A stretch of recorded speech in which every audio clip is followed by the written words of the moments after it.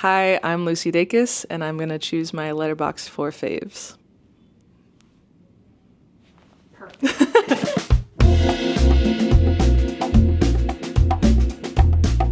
Fave number 1 is The Fall by Tarsem Singh. Perfect movie. I bought it on DVD years ago, and then it went away, but I still had it. I've probably seen it like 50 times. Beautiful, sweeping locations, and probably the best like kid performance I've ever seen. I feel like it's a gimme kind of, but Paris, Texas by Wim Wenders.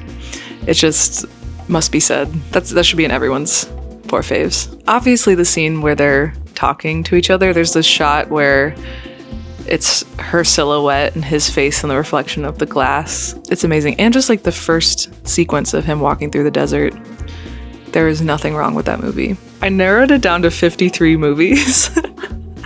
And then I picked 16, and I don't know the next 2 that I'm gonna say. There's 2 French movies that I want to choose between. I'm gonna say them both and see out loud which one feels right. Les Enfants du Paradis, which is Children of Paradise by Marcel Carné, or Les Amants du Pont Neuf, which is Lovers on the Bridge by Leos Carax. They're both so good and like so different. I'm gonna say Lovers on the Bridge. Juliette Binoche, really young, and Denis Lavant, who actually agreed to be in a music video of mine for the song Ankles as like the security guard, but then he called the day before and was like, I double booked with theater practice, sorry. Luckily Havana Roselu, who I love, was able to get on a flight the next day and did an amazing job. I don't know what it would be like without her, but it was going to be a way different vibe with him. I feel like I should say a Robert Altman movie because he's my favorite director, so I'll say Nashville by Robert Altman. There's so many other ones though. Why can't you have a top of 16 favorites? My film teacher in high school had me watch this and knew that I was about to go to Nashville to record my first record.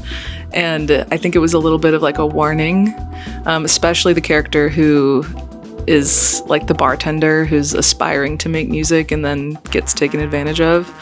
I think maybe he was like, don't give anything for this, which I was never gonna be doing anyways. I was recording with my friends.